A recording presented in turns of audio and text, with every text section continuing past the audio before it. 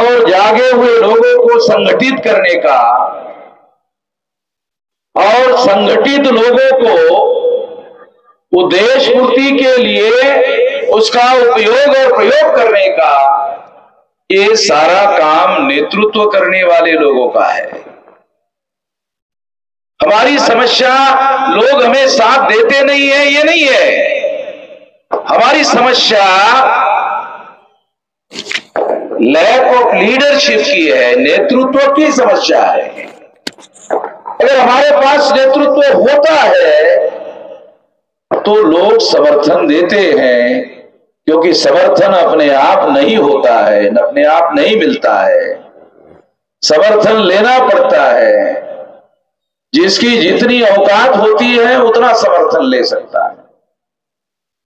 समर्थन अपने आप नहीं मिलता, समर्थन लेना पड़ता है, और ये लेने वाले की औकात पर निर्भर करता है। इसलिए मैं इस काम के लिए कभी लोगों को दोष नहीं देता हूं कि लोग इसके लिए जिम्मेदार हैं, मैं इस बात को नहीं मानता। आंदोलनों की सफलता नेतृत्व के ऊपर निर्भर होती है। नेतृत्व अगर सही है तो आंदोलन की सफलता होती है। साथियों, ईवीएम भंडाफोड़ परिवर्तन यात्रा हम लोग क्यों चला रहे हैं, ये जानना बहुत जरूरी है। 8 अक्टूबर 2013 को सुप्रीम कोर्ट के द्वारा बाबू वामन मेश्राम साहेबांचा लगेच तुकडा ये निर्णय दिया गया भाषणाचा झाल्या बरोबर, ठीक है ना। आणि बाकीच्या ईवीएम मशीन के द्वारा फ्री, फेयर एंड ट्रांसपेरेंट चुनाव नहीं हो सकता। ये सुप्रीम कोर्ट का जजमेंट है। ठीक, सुप्रीम कोर्ट ने ये निर्णय दिया 8 अक्टूबर 2013 कि ईवीएम मशीन के द्वारा फ्री, फेयर एंड ट्रांसपेरेंट चुनाव, यानी भ्रष्टाचार मुक्त चुनाव और फेयर एंड निष्पक्ष चुनाव, ट्रांसपेरेंस यानी पारदर्शी चुनाव नहीं हो सकता। सुप्रीम कोर्ट ने यह निर्णय दिया। अब सुप्रीम कोर्ट ने निर्णय दिया, अब भारत के किसी भी नागरिक को ईवीएम से घोटाला होता है, इसे साबित करने की जरूरत नहीं है, मामला खत्म हो गया। ये समझने की जरूरत है। बहुत सारे लोगों को बात समझ में आती नहीं है कि सुप्रीम कोर्ट ने फैसला देने के बाद, सुप्रीम कोर्ट ने फैसला दे दिया है, इसके बावजूद भी कुछ लोग ऐसा मानते हैं नहीं, ईवीएम में गड़बड़ी नहीं होती है, घोटाला नहीं होता है। कुछ लोग इसके बावजूद भी ऐसा मानते हैं। वो सब खदे की औलाद है, वो सब खदे की औलाद है। कुछ लोगों को ऐसा लगता होगा कि वामन मेश्राम सेंसिबल आदमी है तो गाली गलौज नहीं करना चाहिए। मान लो कोई आदमी गधे को गधा कहे, मान लो एक गधा है, उसको गधा कह रहे, अब गधे को गधा नहीं कहेंगे तो गधे को अक्लमन कहेंगे लोग। अरे क्या गधा आदमी है यार, गधे को अक्लमन कह रहा है। मैं अपनी बात नहीं कह रहा हूं। सुप्रीम कोर्ट में डॉक्टर सुब्रमण्यम स्वामी ईवीएम में घोटाला होता है केस लेकर गए। Doctor GVL Narasimha Rao supreme court में गए, सुप्रीम कोर्ट को उन्होंने घोटाले के सबूत दिए। सबूतों की छानबीन करने के बाद सुप्रीम कोर्ट ने निर्णय दिया 8 अक्टूबर 2013 को ईवीएम में घोटाला होता है, फ्री, फेयर एंड ट्रांसपेरेंट चुनाव नहीं होता है, तीनों शब्दों का मिलाकर अर्थ होता है घोटाला होता है। जो लोग ऐसा मानते हैं नहीं होता, क्या उन लोगों ने सुप्रीम कोर्ट की तरह ईवीएम मशीन की छानबीन की? सुप्रीम कोर्ट ने तो छानबीन की, चीफ जस्टिस ने फैसला दिया। एविडेंस की छानबीन करने के बाद फैसला दिया। ईवीएम मशीन की छानबीन करने के बाद फैसला दिया। चुनाव आयोग बाहर बयान दे रहा था ईवीएम में कोई गड़बड़ी नहीं होती है। सुप्रीम कोर्ट ने कहा बाहर बयान क्यों दे रहे हो, इधर आ जाओ, हमारे पास तो सुप्रीम कोर्ट में चुनाव आयोग ये साबित नहीं कर पाया कि ईवीएम में गड़बड़ी नहीं होती है। बात खास बातें बता रहा हूं आप लोगों को। जो चुनाव आयोग अखबारों में बयानबाजी करता है, ये बयानबाजी करना अलग बात है, मगर ईवीएम मशीन को निर्दोष साबित करना ये दूसरी बात है। सुप्रीम कोर्ट ने चुनाव आयोग को नोटिस इशू किया। चुनाव आयोग को कहा आओ इधर आओ, इधर सुप्रीम कोर्ट में कहो ईवीएम मशीन निर्दोष है, कहो इधर साबित करो। सुप्रीम कोर्ट में ईवीएम मशीन के निर्दोष के बारे में चुनाव आयोग साबित नहीं कर पाया और सुप्रीम कोर्ट ने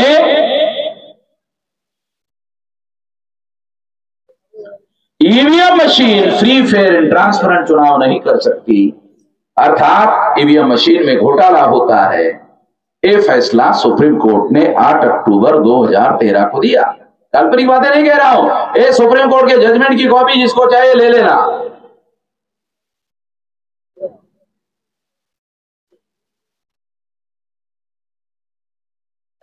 साथियों, सुप्रीम कोर्ट ने इतना ही नहीं कहा कि ईवीएम मशीन में घोटाला होता है,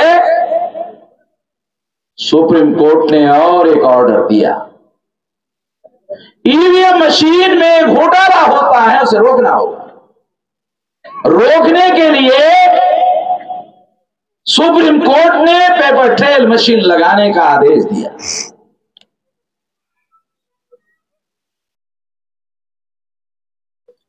अब 2014 से पेपर ट्रेल मशीन लगा। पहले केवल ईवीएम मशीन में वोट डाला जाता था, अब पेपर ट्रेल मशीन दूसरी मशीन भी आ गई। तो मैं आप लोगों को संक्षिप्त में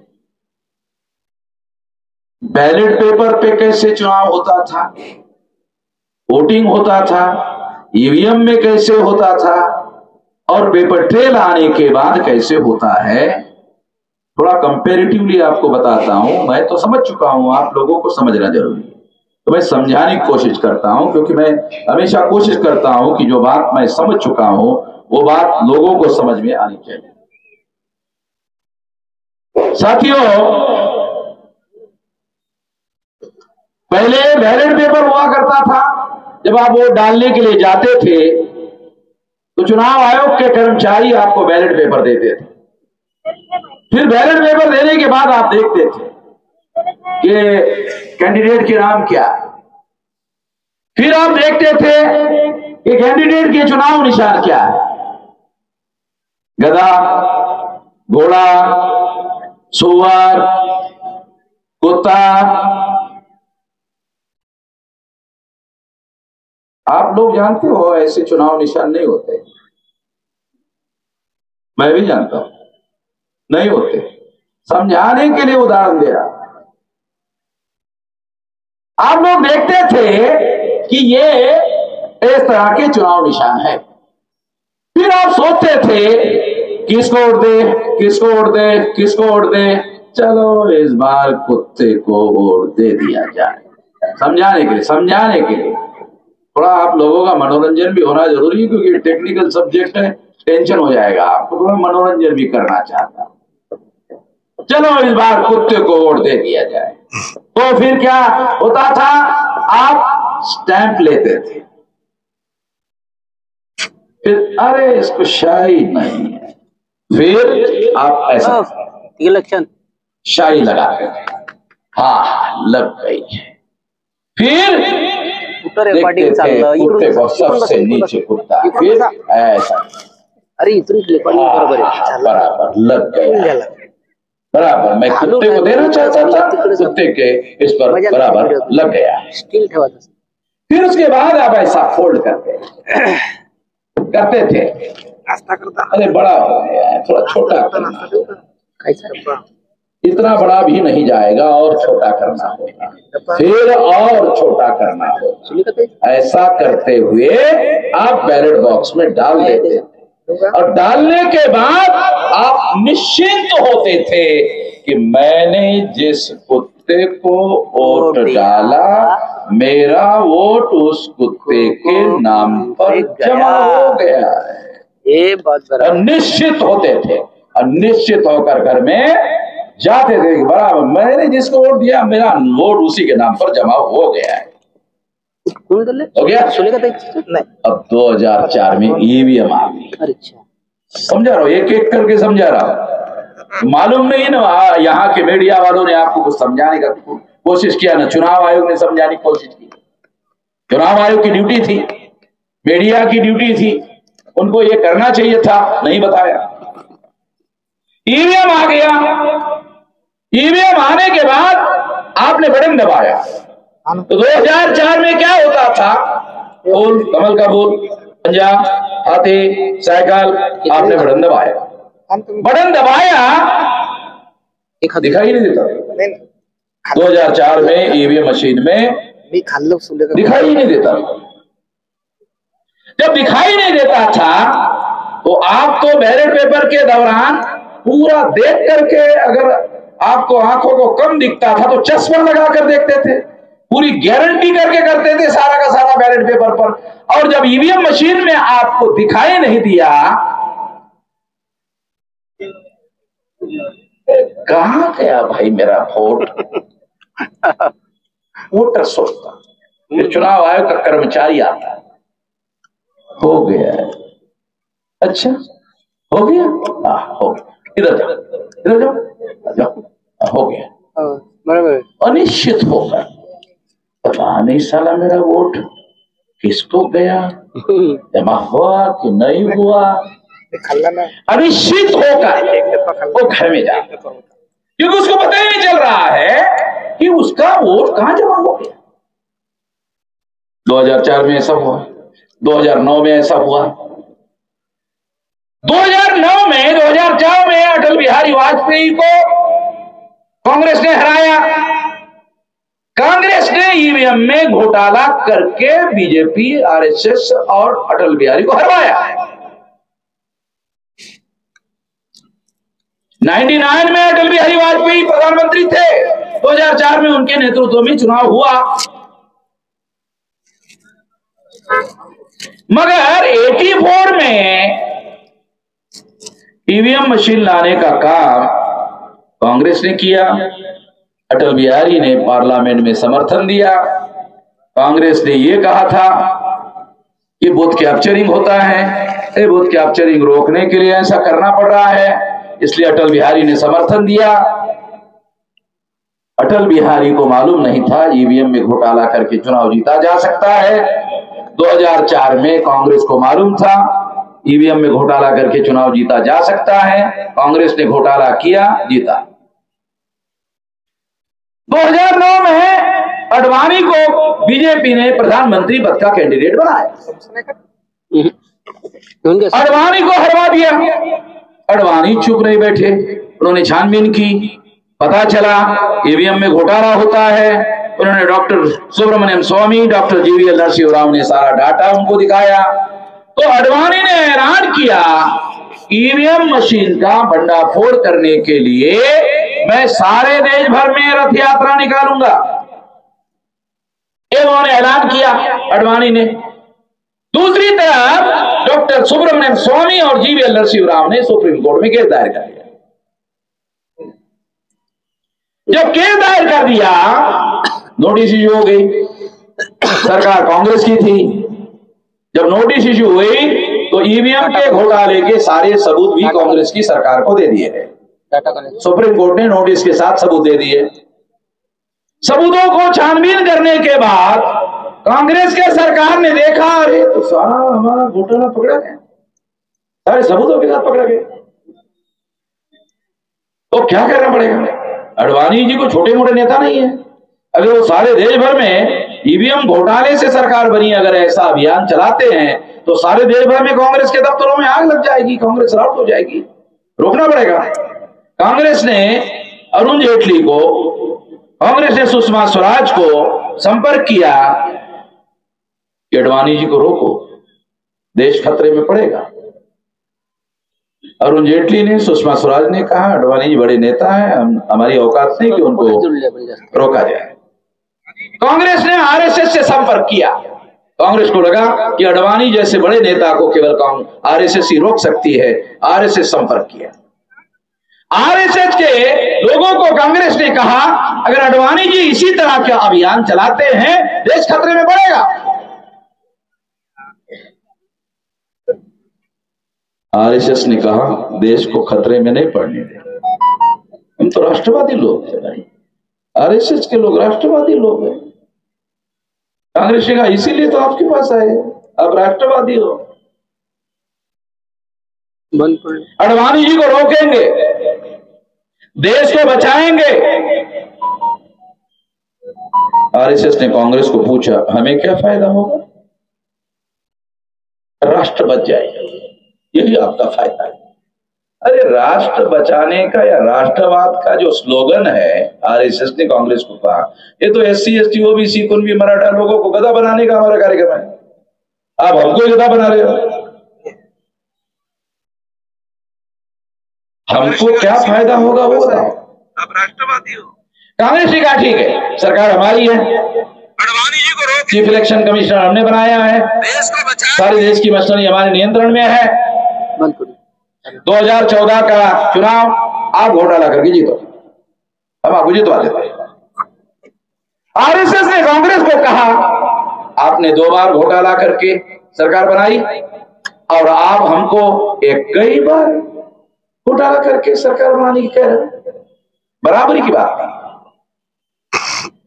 कांग्रेस ने आरएसएस को कहा आप आरएसएस के राष्ट्रवादी लोग हो, आप भी हमारी तरह 2 बार घोटाला करना चाहते हैं? आप तो बड़े सज्जन लोग हो, कभी कभी तो आप चप्पल भी नहीं डालते हो, कभी कभी लकड़ी की चप्पल डालते हो। आपके जैसे सज्जन लोग, राष्ट्रवादी लोग, आप भी हमारी तरह 2 बार घोटाला करोगे? अरे घोटाले का मतलब नहीं, बराबरी। आपने 2 बार घोटाला किया तो हमको भी 2 बार मौका मिलना चाहिए। कांग्रेस जाओ, ओके ठीक है, आप 2 बार घोटाला कर लेना। अडवाणी ने आरएसएस की बात को नहीं माना। आरएसएस ने अडवाणी को साइडलाइन कर दिया, उसकी सेहत अच्छी थी, साइडलाइन कर दिया। साइडलाइन करने के बाद नरेंद्र मोदी को प्रधानमंत्री पद का कैंडिडेट घोषित किया। उसके पीछे आरएसएस का एक और मकसद था कि यदि हम लोग ईवीएम का घोटाला करके चुनाव जीत रहे हैं तो उस पर पर्दा डालना होगा। एक ओबीसी के आदमी को अगर देश का प्रधानमंत्री बनाया जाए और घोटाला करके चुनाव जीता जाए तो बाद में ये प्रचार कर सकते हैं कि ओबीसी के आदमी को प्रधानमंत्री पद का उम्मीदवार बनाया, इसलिए 52% ओबीसी के लोगों ने हमें वोट दिया, इसलिए हमने चुनाव जीता। अन्यथा अटल बिहारी और अडवाणी दोनों मिलकर प्रोपेगेंडा करते थे चुनाव में, मगर कभी 186 से ज्यादा सीटें बीजेपी चुनाव जीत नहीं पाई। दोनों मिलके, अडवाणी और अटल बिहारी दोनों मिलके चुनाव कैंपेन चलाते थे, 186 से ज्यादा कभी सीटें नहीं जीत पाई। मगर 2014 के चुनाव में जब ईवीएम के द्वारा घोटाला करवाया गया तो नरेंद्र मोदी के नेतृत्व में बीजेपी ने 283 सीटें जीती। 273 72 सिंपल मेजोरिटी होती है, उससे 11 सीटें ज्यादा बीजेपी आरएसएस ने जीती। ये 2014 का डाटा है, ये सारा चुनाव आयोग के रिकॉर्ड में उपलब्ध है। दूसरी महत्वपूर्ण बात मैं आपको बताना चाहता हूं, 8 अक्टूबर 2013 को सुप्रीम कोर्ट ने पेपर ट्रेल मशीन यानी घोटाला पकड़ने वाली मशीन लगाने का आदेश दिया था। चुनाव आयोग ने 2014 के चुनाव में लगाया ही नहीं, और अगर लगाया तो कितना परसेंटेज लगाया? 0.33%, केवल 0.33% लगाया। सारा का सारा डाटा रिकॉर्ड भी हमारे पास अवेलेबल है, चुनाव आयोग ने खुद ही लिख कर दिया। इतने सारे डॉक्यूमेंट्री एविडेंस है मेरे पास, 2-4 नहीं, इतने सारे। साथियों, घोटाला पकड़ने वाली मशीन चुनाव आयोग ने क्यों नहीं लगाई? पेपर ट्रेल मशीन क्यों नहीं लगाया? क्योंकि चुनाव आयोग जानता था ईवीएम में घोटाला होता है, पेपर ट्रेल मशीन घोटाला पकड़ती है। अगर हमने घोटाला पकड़ने वाली मशीन लगाई तो ईवीएम का घोटाला डॉक्यूमेंट्री एविडेंस के आधार पर पकड़ा जाएगा, और अगर पकड़ा गया तो चुनाव कमिश्नर पर देशद्रोह का मुकदमा चलाया जा सकता है और चुनाव कमिश्नरों को फांसी की सजा हो सकती है। इसलिए चुनाव आयोग ने पेपर ट्रेल मशीन नहीं लगाया, केवल 0.33 लगाया। तो ज्यादा से ज्यादा क्या होगा? कंटेम्प्ट ऑफ कोर्ट होगा, सजा होगी 6 महीने की होगी। इस तरीके से चुनाव आयोग ने रवैया अपनाया, ऐसा डॉक्यूमेंट्री है।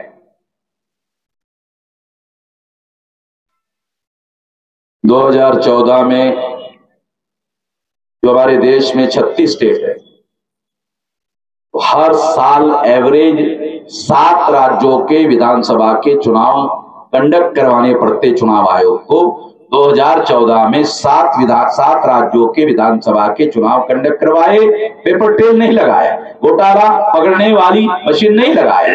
2015 को नहीं लगाया, 2016 को नहीं लगाया, चुनाव आयोग ने घोटाला पकड़ने वाली मशीन नहीं लगाया। ये सारा डॉक्यूमेंट्री एविडेंस है मेरे पास। जब चुनाव आयोग ने 2014, 2015, 2016 पेपर ट्रेल मशीन घोटाला पकड़ने वाली मशीन नहीं लगाया, तो फिर मैं सुप्रीम कोर्ट गया। सुप्रीम कोर्ट में मैंने केस दायर किया। 2017 में हियरिंग हुई, नोटिस इश्यू हुआ, चुनाव आयोग का वकील आया, चुनाव आयोग के वकील ने सुप्रीम कोर्ट के जज को कहा, जज साहब वामन मेश्राम चुनाव आयोग को ऐसे ऐसे ऐसे ऐसे ऐसे ऐसे लेटर लिखता है। जज ने पूछा कैसे कैसे कैसे लिखता है? तो वकील ने कहा चुनाव आयोग के जज साहब पढ़ के सुनाओ। हाँ, पढ़ के सुनाओ। चुनाव आयोग का वकील पढ़ने लगा। मैंने लिखा था 8 अक्टूबर 2013 को सुप्रीम कोर्ट ने पेपर ट्रेल मशीन लगाने का आदेश दिया। 14 को उन्होंने नहीं लगाया, 15 को उन्होंने नहीं लगाया, 16 को उन्होंने नहीं लगाया।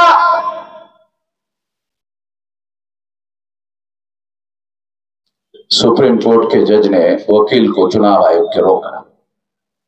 अरे तो हमारा जजमेंट है भाई, वामन मेश्राम ने क्या लिखा? बोल रहे थे ना ऐसे ऐसे लेटर लिखता है, ये तो हमारा जजमेंट है। वामन मेश्राम आपको कह रहा है ये सुप्रीम कोर्ट का जजमेंट है और आपने अमल नहीं किया, यही ना लिखा?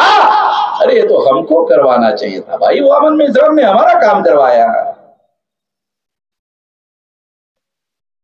वकील को रोककर सुप्रीम कोर्ट ने हमारे फेवर में निर्णय दिया 24 अप्रैल 2017। क्या निर्णय दिया?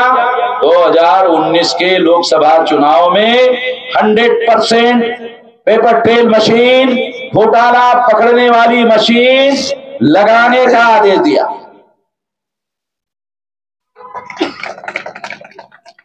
सुप्रीम कोर्ट ने दिया। देने के बाद बीजेपी के लोगों ने, आरएसएस ने, नरेंद्र मोदी ने कांग्रेस से संपर्क किया कि 2014 का एक बार तो आपने हमारा बेड़ा पार करवाया, अब वामन मेश्राम ने 2017 को सुप्रीम कोर्ट का ऑर्डर लाया, पेपर ट्रेल मशीन लगेगी, अब हम चुनाव जीत नहीं पाएंगे। तो इसको रोकने के लिए मदद करो। आरएसएस बीजेपी ने कांग्रेस को कहा मदद करो हमारी, 2 बार का वादा है। आपने 2 बार घोटाला किया, सरकार बनाई, और आपने हमको कहा 2 बार हमने घोटाला किया, तुम चुप रहो, तुम 2 बार घोटाला करो, हम चुप रहेंगे, तेरी भी चुप, मेरी भी चुप, चिड़ी चुप। कोई नहीं बोलेगा, भारत की प्रजा को मालूम नहीं होनी चाहिए। मगर अब वामन मेश्राम ने ऑर्डर लाया तो अब संकट खड़ा हो गया है, आप हमारी मदद करो। कांग्रेस ने कहा सत्ता तुम्हारे पास है, प्रधानमंत्री तुम हो, जब हमारे पास सत्ता रहती थी तो हम किसी को नहीं पूछते थे, जो लीगल इलीगल जो करना है करते थे। पूरा कांग्रेसियों को ऐसे ही लोग 2 नंबरी थोड़ी कहते हैं। सारे देश के लोगों ने हमारा नाम रखा कांग्रेस 2 नंबरी। सामने में बैठा हुआ वामन मेश्राम, तुम्हारे पास सत्ता है और तुम हमारी मदद मांग रहे हो, अरे जो करना है करो। नहीं, ये गांधी जी की सिंगल हड्डी वाली टांग नहीं है, वामन मेश्राम की टांग है डबल हड्डी वाली। क्या बात है, ये डबल हड्डी वाली टांग है, ये रोकना आसान नहीं है, इसलिए आप हमारी मदद करो। फरवरी 2019 को कांग्रेस ने सुप्रीम कोर्ट में केस दायर किया और इस केस में सुप्रीम कोर्ट में मांग किया, क्या मांग किया? 50% ईवीएम मशीन, जो ईवीएम मशीन है इसका 50% पेपर ट्रेल मशीन से मिलान करवाओ। एक केस लेकर गए कांग्रेस के लोग, अभिषेक मनु सिंघवी, मिलान करवाओ। सबसे पहले तो मैं आपको यह बताना चाहता हूं कि जो संवैधानिक प्रश्न निर्माण होता है, यदि उस पर सुप्रीम कोर्ट ने फैसला दे दिया, जैसे मेरे केस में दे दिया, एक संवैधानिक प्रश्न निर्माण हुआ, उस पर सुप्रीम कोर्ट ने 24 अप्रैल 2017 को फैसला दे दिया, उसी केस को सुप्रीम कोर्ट में दोबारा लेकर नहीं जाया जा सकता, ऐसा कोई कॉन्स्टिट्यूशनल प्रोविजन नहीं है। इसके बावजूद भी कांग्रेस के लोग बीजेपी को मदद करने के लिए, आरएसएस को मदद करने के लिए केस लेकर गए। सुप्रीम कोर्ट के चीफ जस्टिस ने एंटरटेन क्यों किया? ये तो अनकॉन्स्टिट्यूशनल मामला था, इस पर तो फैसला हो चुका था, दोबारा एंटरटेन क्यों किया? क्योंकि चीफ जस्टिस रंजन गोगोई थे, उस पर एक औरत ने विनय भंग का आरोप लगाया, ये वजह थी। इसलिए जस्टिस बोबड़े, ये आपके नागपुर के, अभी किसी ने जस्टिस बोबड़े का नाम लिया, संस्कृत को राष्ट्रभाषा बनाया जाए, तो जस्टिस बोबड़े कौन है? उसका दादा आरएसएस के वकील विंग का संस्थापक अध्यक्ष है। ये जस्टिस बोबड़े रंजन गोगोई के दौरान जस्टिस बोबड़े एक दूसरे नंबर का जज था और 7 जज का बेंच बैठा। 7 जज के बेंच ने निर्णय दिया जस्टिस गोगोई निर्दोष है। जस्टिस बोबड़े आरएसएस, बाद में justice Bobde chief justice of India हो गए। जस्टिस बोबड़े ने एक निर्णय दिया, जस्टिस गोगोई निर्दोष है। दूसरा निर्णय दिया, जस्टिस पटनायक को कहा उस औरत की जांच करो जिसने रंजन गोगोई पर आरोप लगाया, जिसने मेरा विनय भंग किया। जस्टिस पटनायक ने उस औरत को भी निर्दोष छोड़ दिया। हैरान करने वाली बात। अगर जस्टिस गोगोई निर्दोष है तो इसका मतलब यह है कि उस औरत ने झूठा आरोप लगाया। कैमरे में लगना। और अगर उस औरत ने झूठा आरोप लगाया तो औरत निर्दोष क्यों है? औरत निर्दोष कैसी है? जस्टिस पटनायक ने उसको निर्दोष छोड़ दिया। दुनिया के जुडिशियल हिस्ट्री में आरोप करने वाला भी निर्दोष, आरोपी भी निर्दोष। ऐसा कभी होता नहीं है। हुआ, जब ये हुआ, जब ये खबर मैंने पढ़ी, देखी, मुझे समझ में आया पर्दे के पीछे खिचड़ी पक गई है।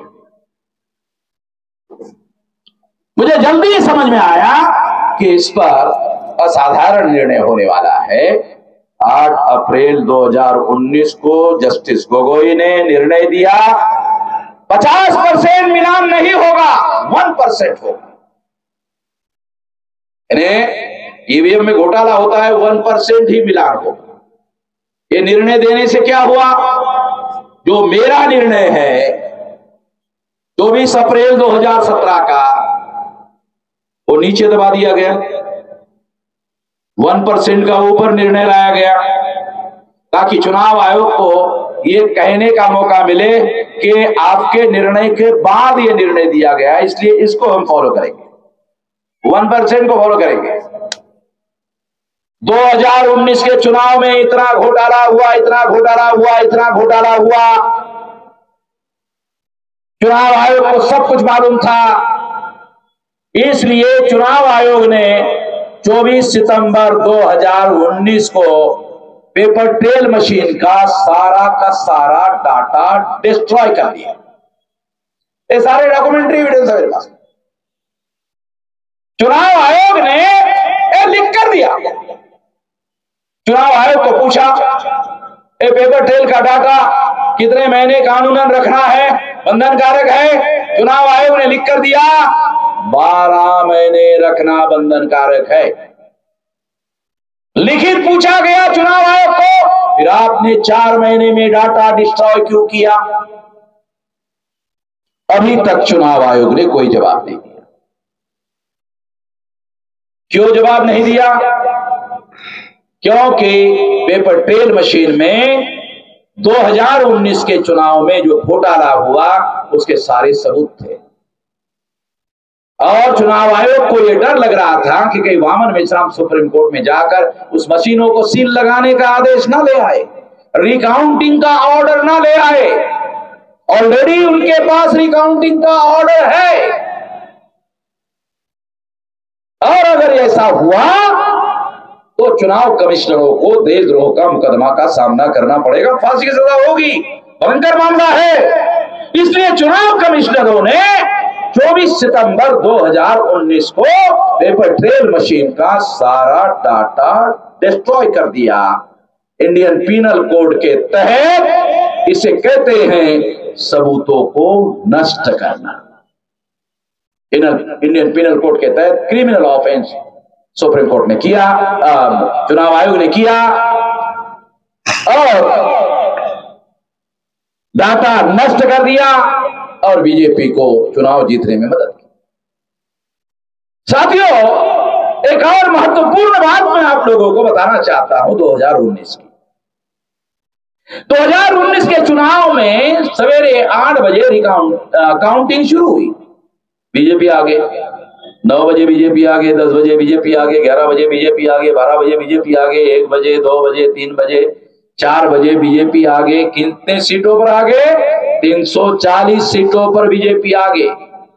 303 पर बीजेपी, 37 पर बीजेपी गठबंधन की पार्टियां, टोटल 304 सीटों पर बीजेपी गठबंधन आगे।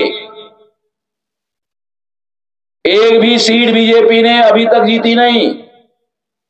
शाम के 4 बजे मैं देख रहा था टीवी पर, राहुल गांधी टीवी पर आ गए।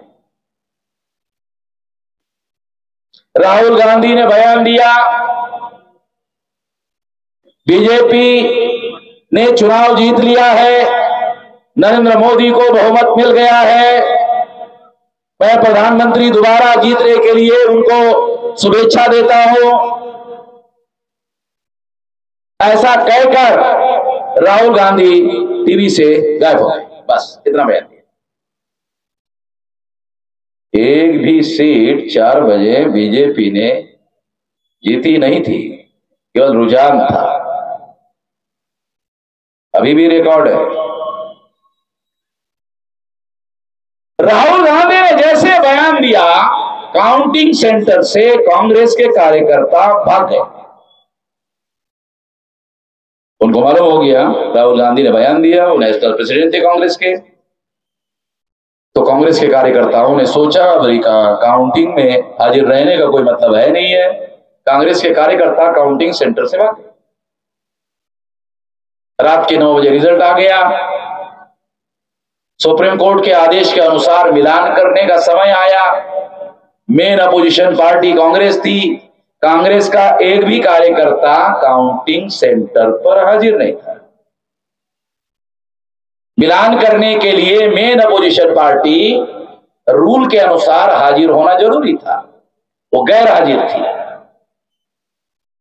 इससे प्रूव होता है कांग्रेस, बीजेपी और चुनाव आयोग तीनों ने मिलकर 2019 के चुनाव का घोटाला संपन्न कराया, प्लान बनाकर कराया। ये सारा डॉक्यूमेंट्री एविडेंस के आधार पर प्रमाणित किया जा सकता है। और जब ऐसा हुआ, ये 2019 की बात है साथियों, इतना भयंकर मामला आप लोग सुनकर और हैरान हो जाओगे।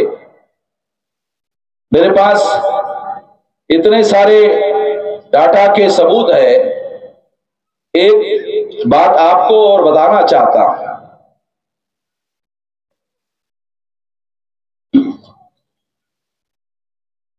पहला चरण, दूसरा चरण, तीसरा चरण, चौथे चरण तक 373 सीटों का डाटा। वाराणसी में नरेंद्र मोदी चुनाव लड़ रहे थे।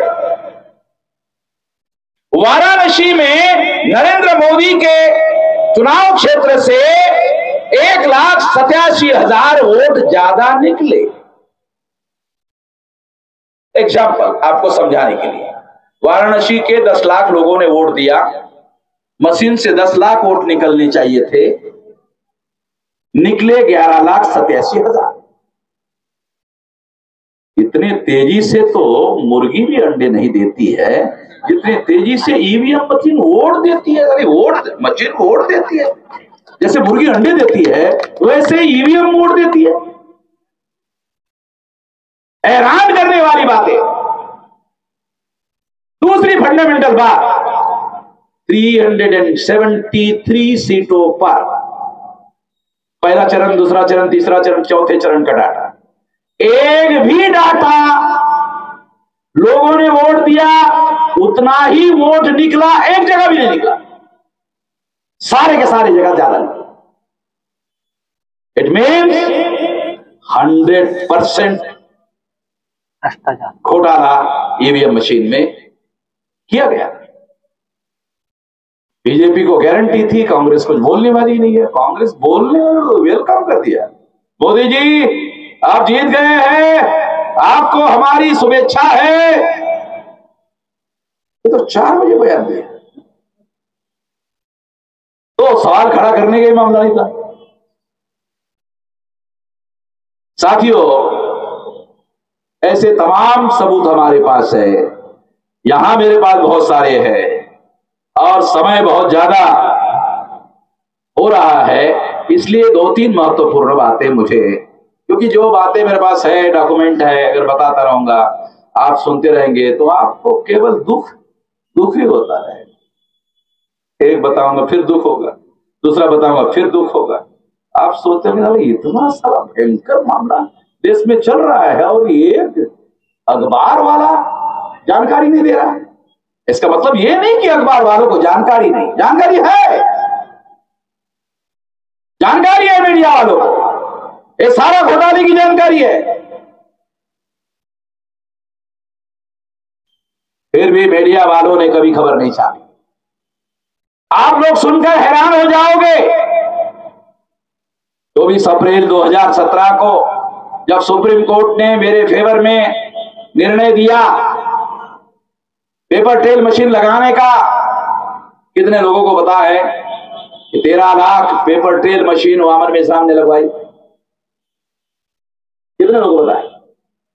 मैंने लगवाई। घोटाला पकड़ने वाली मशीन मैंने लगवाई। किसी अखबार वाले ने एक लाइन की खबर छापी, अरे फ्रंट पेज पर नहीं, अखबार के पिछवाड़े पर छापी क्या?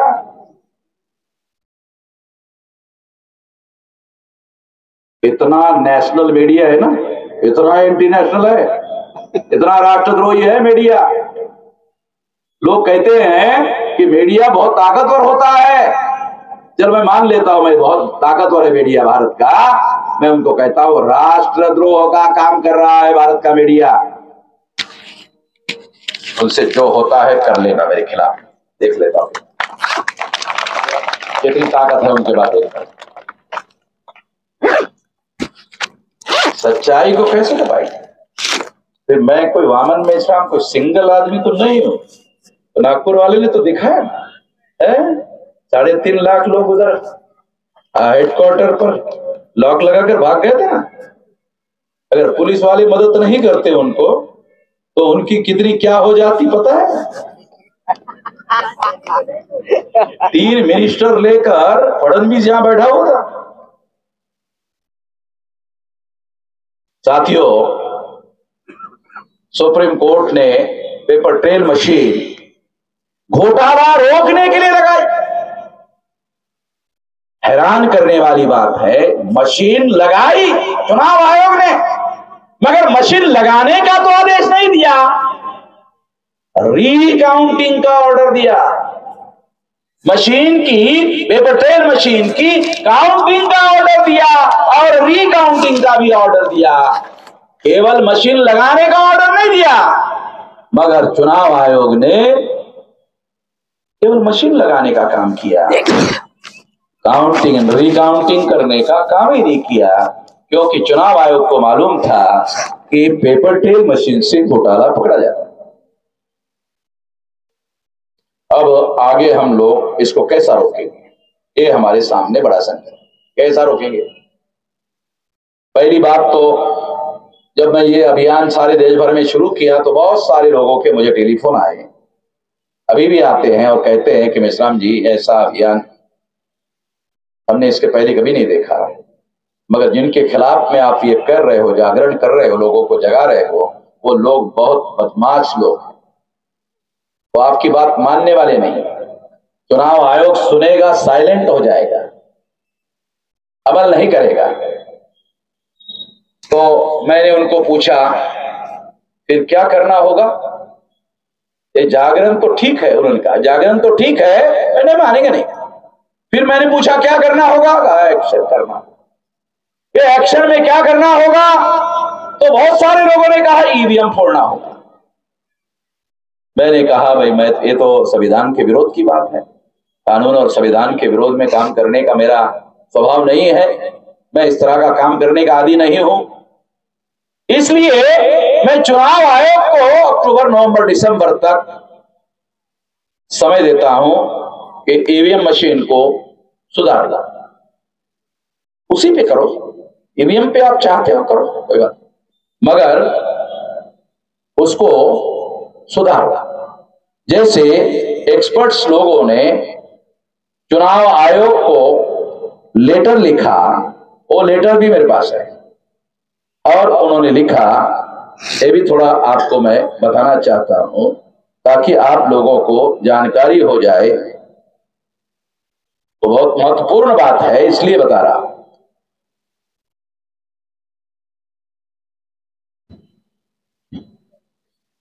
साथियों, उसमें उनका कहना यह है, जो उन्होंने लिखा कि ईवीएम मशीन में ऑडिट का सिस्टम डेवलप किया जाए। अगर ऑडिट का सिस्टम डेवलप किया जाता है तो ईवीएम को ऑडिट करने से उसकी गड़बड़ी को रोका जा सकता है। Redesign EVMs, facilitate audits, experts recommendation to EC. अभी तक इस पर कोई अमल नहीं किया। मैं आप लोगों को ये बताना चाहता हूं कि चुनाव आयोग को मैं ये लिखित रूप से ये लिखने वाला हूं कि इसको सुधार करो। यदि आपने सुधार नहीं किया, नहीं माना, तो हम लोग भारत बंद करेंगे। आप लोगों को याद है कि एनआरसी, एनपीआर के विरोध में मैंने भारत बंद करवाया था, सीए के विरोध में मैंने भारत बंद करवाया था। आसाम में 19,48,000 लोगों को नागरिकता के अधिकार से बीजेपी, आरएसएस ने, अमित शाह ने वंचित कर दिया था। उसमें 5 लाख मुसलमान थे, 14,48,000 एससी, एसटी, ओबीसी के थे। जब ये बात सारे देश के लोगों को मैंने बताई, भारत बंद करवाया, तब से सीए कानून बंद पड़ा हुआ है। कितने लोगों को पता है कि भारत सरकार का, पार्लियामेंट का पास किया हुआ कानून मैंने रोक लगा के रखा हुआ।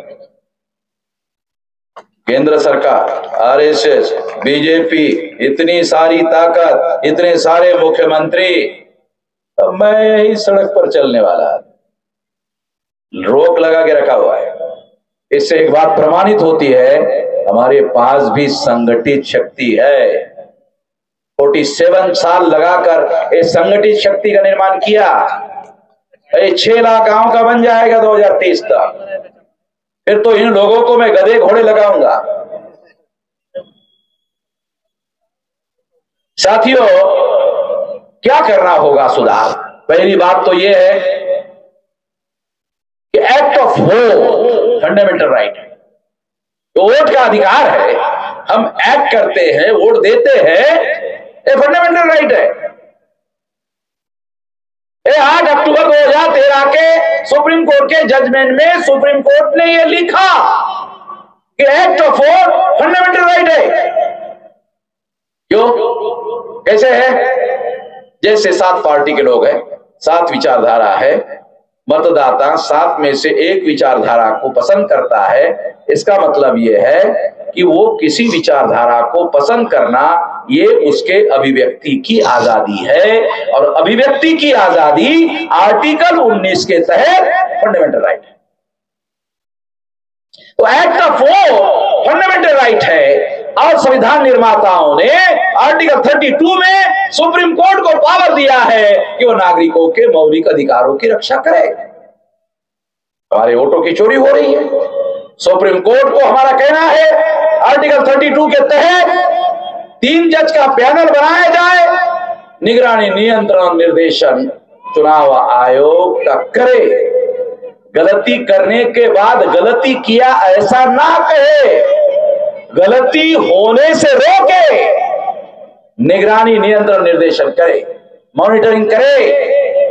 3 जज का पैनल, विधानसभा का भी, लोकसभा का। उसके साथ साथ नागरिकों की समिति होनी चाहिए राष्ट्रीय स्तर पर, क्योंकि नागरिकों के पास ही सरकार बनाने का, बिगाड़ने का अधिकार है। और ऐसी नागरिक समिति बनती है राष्ट्रीय स्तर पर, राज्य स्तर पर, लोकसभा स्तर पर, विधानसभा स्तर पर, तो मिनट टू मिनट मॉनिटर होगा और गलती होने से उसी समय रोका जाएगा। ऐसा हमारा प्रस्ताव है। चुनाव आयोग मानता है तो ठीक है, नहीं मानता है तो भारत बंद करेंगे। अक्टूबर में कर सकता हूं, नवंबर में कर सकता हूं, दिसंबर में कर सकता हूं, और इसके लिए 12 लाख एनजीओ है भारत में, उनसे वार्ता हो रही है। कई हजार लोगों से वार्ता हो चुकी है, क्योंकि ये देश की रक्षा करना, संविधान की रक्षा करना, लोकतंत्र की रक्षा करना अकेले वामन मिश्रम का ठेका नहीं है, ये सबकी जिम्मेदारी है। मैं तो केवल पहल कर रहा हूं। तो लोगों को बात समझ अगर ये ऐसा हुआ तो ये भारत बंद बहुत बड़ा, बहुत विशाल हो। अगर चुनाव आयोग नहीं माना तो 2024 के चुनाव में ईवीएम फोड़ेंगे। अगर चुनाव आयोग ने कानून और संविधान के दायरे में रहकर कार्य नहीं किया तो ईवीएम मशीन फोड़ेंगे। इसके लिए मैं सारे देश भर में हमारे संगठन के लोगों को आदेश दे रहा हूं, निर्देश दे रहा हूं कि कल से मीटिंगें करो। 10, 20, 25, 50, 100, 200 लोगों की मीटिंगें करो। उसमें शेड्यूल कास्ट के 15 लाख, बूथ पर 15 लाख लोग तैयार करना है। शेड्यूल ट्राइब के 15 लाख तैयार करना है। नॉमिनी ट्राइब के 15 लाख तैयार करना है। एमबीसी के 15 लाख, ओबीसी के 15 लाख, माइनॉरिटी के 15 लाख और महिलाओं के 15 लाख। 15 लाख बूथ रहने की संभावना है। यदि हम ऐसा करते हैं, तैयारी करो, तैयारी का वीडियो बनाओ। क्या फोड़ने की तैयारी कर रहे हैं? अभी फोड़ो मत, तैयारी करो। अति उत्साह में बहुत गड़बड़ियां हमारे लोग करते हैं। नगर के कार्यकर्ता ने फोड़ दिया। अरे मैंने कहा भैया अकेले के फोड़ने से क्या होगा? अकेले के फोड़ने से नहीं होगा। ये रोकने का मामला है, तेरी इच्छा पूरा करने का मामला नहीं है। नहीं, मेरे से रहा ही नहीं। फोड़ दिया। देखा क्या हुआ? एफआईआर हो गया। फिर आगे क्या हुआ? अरेस्ट करके लेके गए। फिर क्या हुआ? जमानत हो गई। फिर क्या हुआ? केस चली। फिर क्या हुआ? निर्दोष छूट। मैंने पूछा निर्दोष कैसे छूटा? तो उसने कहा मैंने जज साहब को 8 अक्टूबर 2013 का जजमेंट का कॉपी दिया। ये जज साहब ये सुप्रीम कोर्ट का दिया हुआ है। आपका कोर्ट तो छोटा है, सुप्रीम कोर्ट कह रहा है। अच्छा है तेरे पास? हाँ दे ले। ओके जा। सुप्रीम कोर्ट ही बोल रहा है तो फिर मैं क्या कर सकता हूँ? जिला लेवल पर, तहसील लेवल पर, मजिस्ट्रेट लेवल पर है? उसको निर्दोष छोड़ दिया।